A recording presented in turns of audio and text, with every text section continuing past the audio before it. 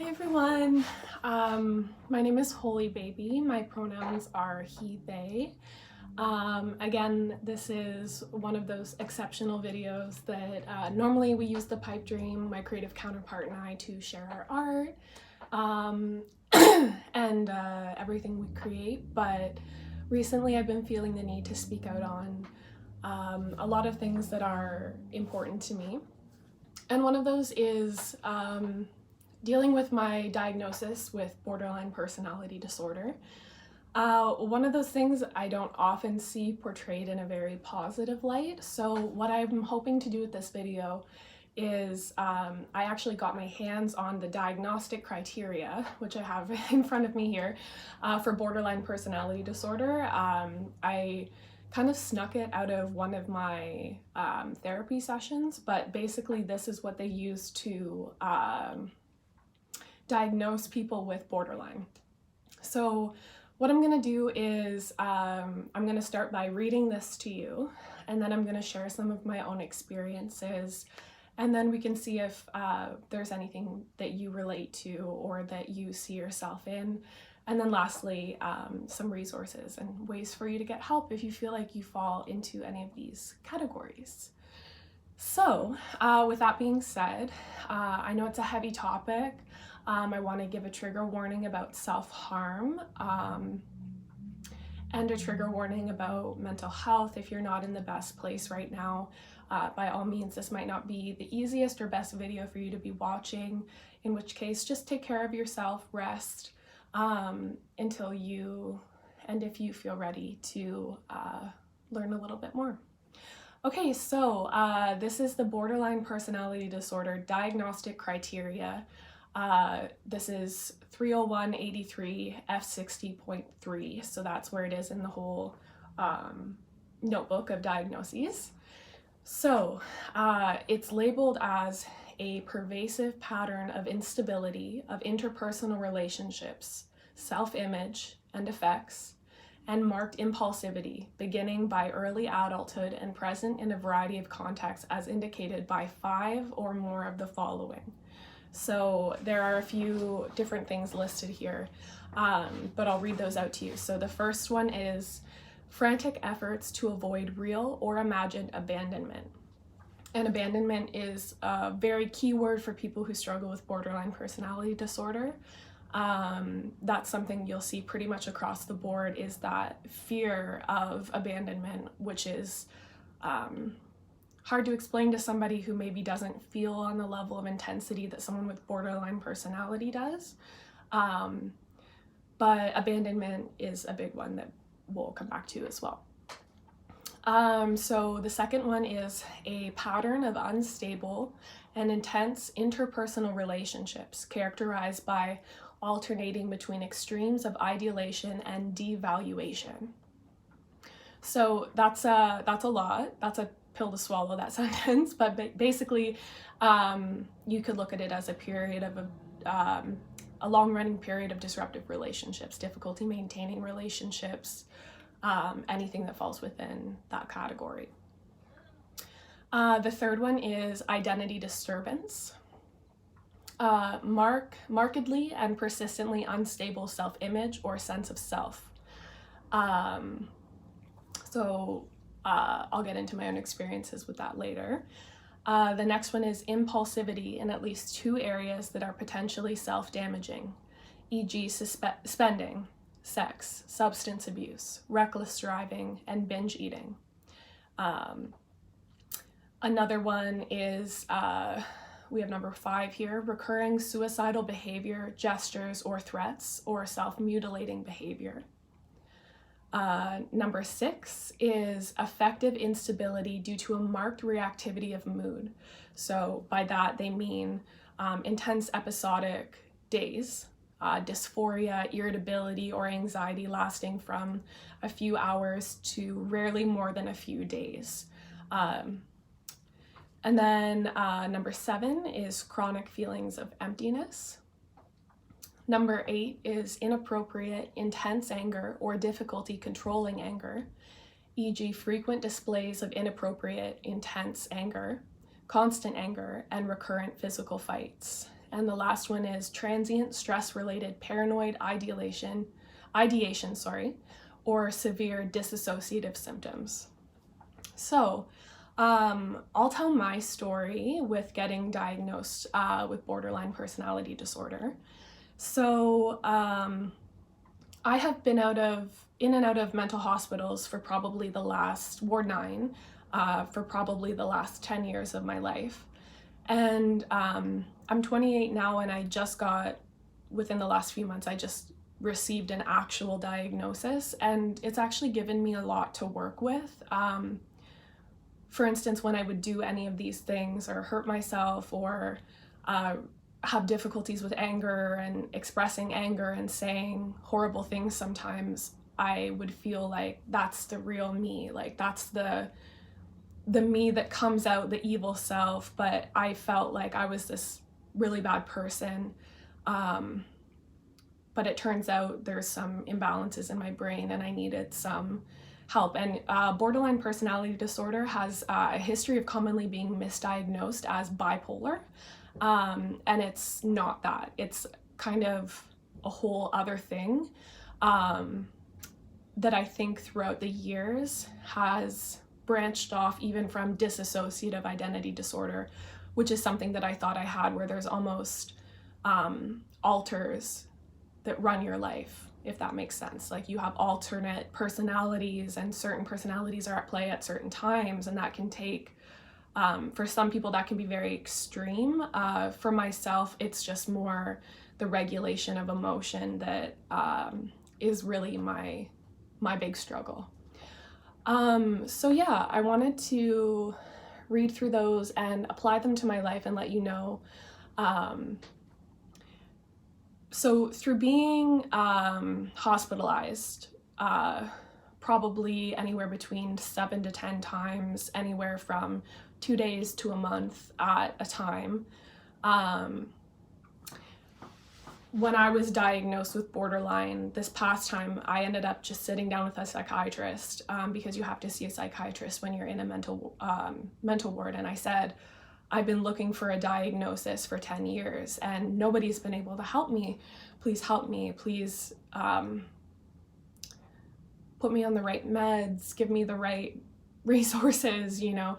So now I'm set up, I'm on a dialectal behavioral therapy, DBT, waiting list, which is good for people with borderline personality disorder.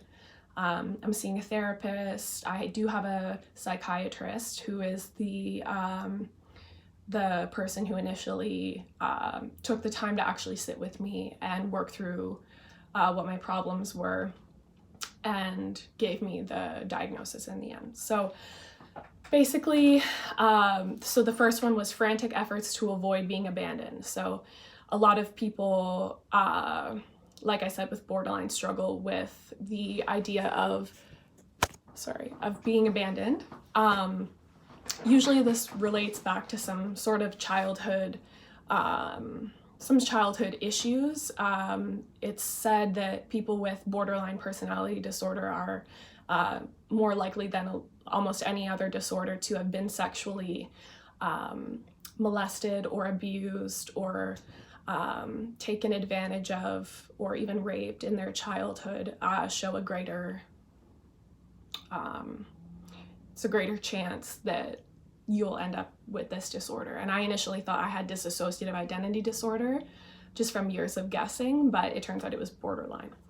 So yeah, that fear of abandonment is just guttural. It's real. It's terrifying. So the way I try to cope with that is being very clear about my needs with the people around me. I think support systems are huge. And I don't know if you're like me in the sense that you tend to isolate yourself when you're struggling. You know, I could go weeks without leaving my house, but I know that's not healthy. But yeah, that fear of abandonment is a real one. I'm just being left alone. The fears that come with what's going to happen if I'm alone. Are people going to come back? Is anybody going to love me for me, basically. The second one was the unstable and intense interpersonal relationships. that alternate between extremes of ideation and devaluation. So you basically have really high highs and really low lows. So that's what they're talking about there when they say you go between the extremes of idealizing something, like everything's gonna be so great, I can't wait. It's almost like mania, like you could throw yourself into a project for just hours on end. And then you flip back and you feel devaluation, where you feel like I'm not worth anything, I'm nothing, I have no talents, my work, my love, life, none of it matters. So it kind of goes back and forth. And I've had a lot of history with like tumultuous relationships and trouble controlling anger on both sides of that relationship. And I think just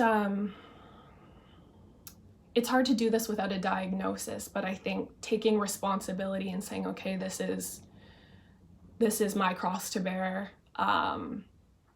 So I'm going to try to grow and work on things like they talk to you about all the time in therapy for borderline personality disorder, like emotional regulation, or learning skills that never really got taught, whether that be by a parent or maybe you had the best upbringing in the world and you still have this disorder. It doesn't matter. It's kind of who it picks. So I've definitely experienced unstable and intense personal relationships, and it can be really hard to tell yourself, oh, that's not love. That's the highs and lows that come with almost addiction. The addiction is love, and love is the drug, and you live off those high highs and low lows, and you feel like when you're in a stable relationship, it's just boring and it's not fulfilling in any way. So that's where I've struggled, even though peaceful relationships are the goal. It is something that I've struggled with, just being honest, a lot in my past. So then the whole identity disturbance thing. So the idea is that you lack or you have a very unstable sense of self. So I don't want to be all woke here and be like, I have no ego. It's like, it's not about that. It's just that I think it ties into the disassociative aspects of this disorder. So when you lack a sense of self, it's that feeling that, you know, most people when they're left alone or left to their own devices, they have hobbies or things they can do. But I find I do have hobbies and things I love, of course, but I struggle to work on those when I'm alone because I feel abandoned, or if a close friend leaves, I feel like if they're gonna even come back. I worry a lot about stuff like that. So yeah, the sense of self is a difficult one because in all senses, when you have I like to think of borderline personality disorder as just people who feel on level 100. You know what I mean? Like imagine every emotion you ever felt on like level 100. That's what it's like every day. So it can be just to make it through your days sometimes, like it can just be exhausting. And we can get into all the gifts and all the amazing things that come with being neurodivergent. But I wanted to just talk about these and educate and offer a resource that was hidden from me that I got my hands on, and I just wanted to like give it to you as well, so in case it helps. So the identity disturbance we talked about. So yeah, impulsivity in at least 2 areas that are potentially self-damaging. So spending, I struggle with sometimes. Sex, I don't have any problems with sex addictions. Substance abuse, have struggled with. Reckless driving, no. Binge eating, no. But that's not so much, it's the nothing in moderation thing, you know? I think a lot of borderline people tend to struggle with moderation because when things are good, they're really good, which is why it's almost easy to see why being borderline has so many similarities with bipolar, because you almost have that mania and you have these days where you feel on top of the world and you feel amazing. But at the end of the day, it's that feeling like right before you're about to like go to bed alone, or sometimes for me it just hits the most at night, like I feel alone and like nobody will ever love me or something, or I feel unlovable, I guess. So that's something I'm really trying to work on, because it's a diagnosis, not an identity, right? So, but it does help a lot to have a diagnosis. I'll say that. So the next one is recurrent suicidal behavior, gestures, threats, or self-mutilating behavior. This is my worst trait. And again, trigger warning. I'll explain to you a little bit about how I cope and have dealt with those feelings in the past. So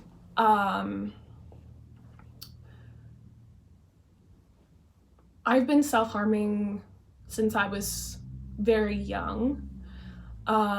This has gone undiagnosed for a long time, partly because of the neglect that in the homes that I grew up in.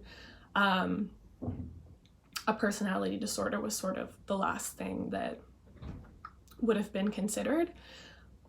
And also with this, it's one of those disorders that sometimes they say your brain's not fully developed until you're even like 25, so it comes out like later in your 20s. But if you feel yourself showing symptoms of these things, it's good to get ahead of it, get on top of it, because I could have avoided so much pain if I just asked for help, or pursued getting a diagnosis earlier, pursued getting on the right meds. And you know, meds isn't for everybody, but I will say, just for myself, right now it's a good thing. My antidepressants help me get out of bed in the morning. I'm on mood stabilizers. I have anti-anxiety medication. So that's, being on the right meds have helped a lot. So I've cut, I've burned to different levels of intensity depending on the time, but I find the longer you go on self-harming, the worse it gets. So it might start with a little bit, and then you get used to that feeling of release, or whatever reason you harm for. For me, it's the release. I'll get like a vision in my head, and I feel like I need to hurt myself. So again, like hard to talk about, but that's my experience with that one.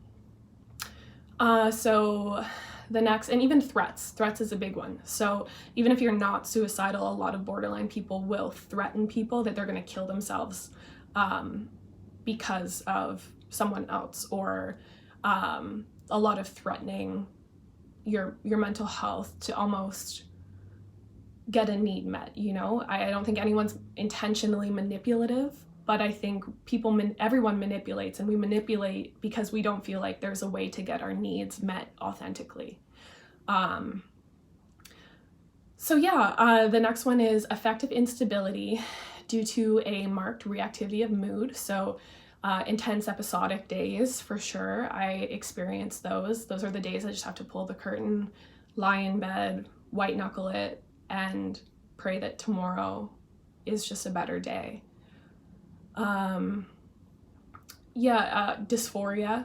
I obviously have like my own gender expression, and that can be extra amplified when I'm feeling I'm having more of like a borderline-y type day.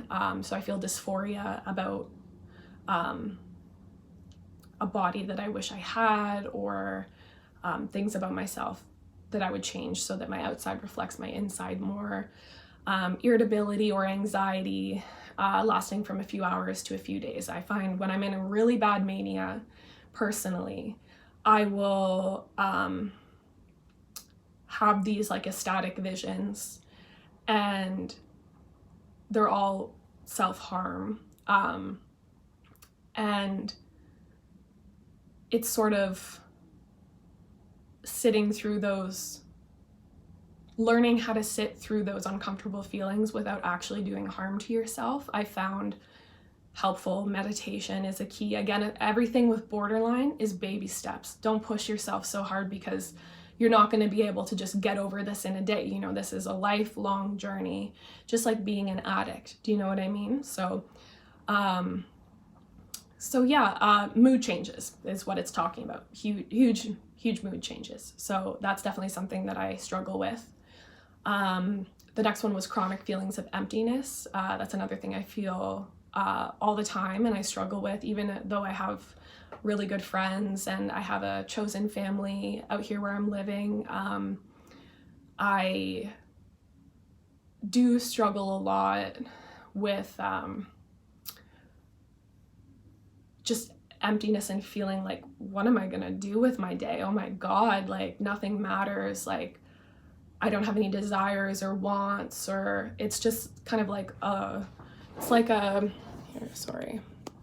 like a long running depression, basically. Inappropriate, intense anger or difficulty controlling anger, such as frequent displays of temper, constant anger, recurrent physical fights. So yes, there have been times that I have been physical and gotten into fights, and it's definitely been on toxic relationships and been on both ends. However, I do take responsibility for my actions hurting other people. Most of it was people trying to stop me from hurting myself by physically restraining me. So it's not like I would just start throwing punches or anything, but I had a toxic relationship where someone would try to like take the thing away from me that I was gonna hurt myself with, and then I'd be physically restrained and I'd be just punching to get out. And so that was definitely very toxic. I think finding someone who in a lot of ways is different than you can really help just get some perspective. Someone who's a little bit more stable or peaceful, or their daily life is just a little bit more stable than maybe someone with borderline personality disorder. So again, the anger was the next one. Inappropriate, intense anger or difficulty controlling anger, which is something I've touched on, like physical fights. So that's something that I've definitely been a part of in the past. I haven't been physically violent with anybody for a very long time. However, I've been violent towards myself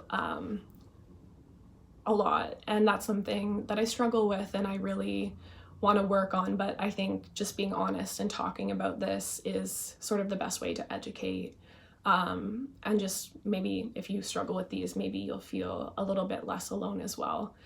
And the last one is the transient stress-related paranoid ideation or severe dissociative symptoms. So dissociation is basically the feeling, imagine just floating 6 feet above your body and you can see yourself living, doing what you're doing. Maybe you're having like a little circle, hanging out with some friends, but you feel like you're not physically present.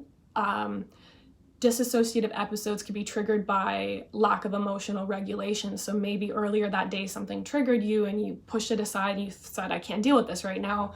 And you start feeling good when you're around your friends, and then all of a sudden you start getting paranoid, or you start feeling not connected to your body anymore.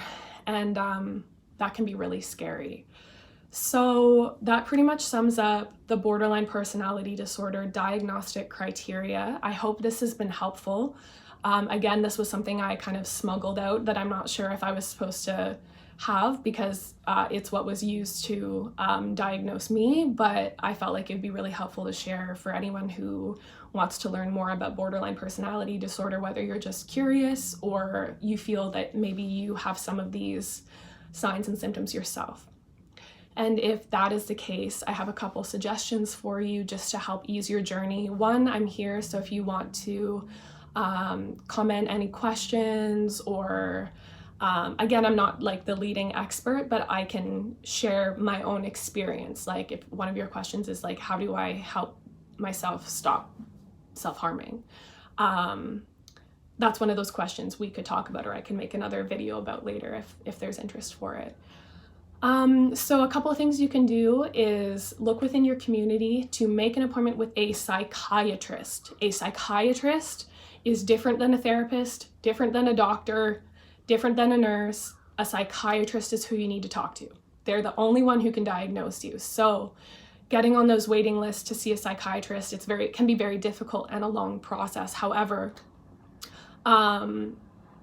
that's where you're going to get your diagnosis from, if you're going to get it anywhere. So talking about if any of these symptoms related to you, I would just say go in, be honest, just share authentically. Another thing too you can do is if that is a little bit daunting, you can go just to a walk-in clinic and ask for a referral for a psychiatrist. That's something they can offer for you as well, because you have a right to your health care. And if you feel something's wrong with your mental state, that's why, we live in Canada, thank God, and our healthcare is free. I can't imagine living in the States or any other parts of the world right now, but walk-in clinics are free here, so take advantage of that if you can. And then lastly, educating yourself with online resources. So if you're interested, let me know. You can always message me on Instagram, or you can drop a comment. My Instagram is holybaby, but the O is a 0. Like a halo, But a lot of it just comes back to emotional regulation.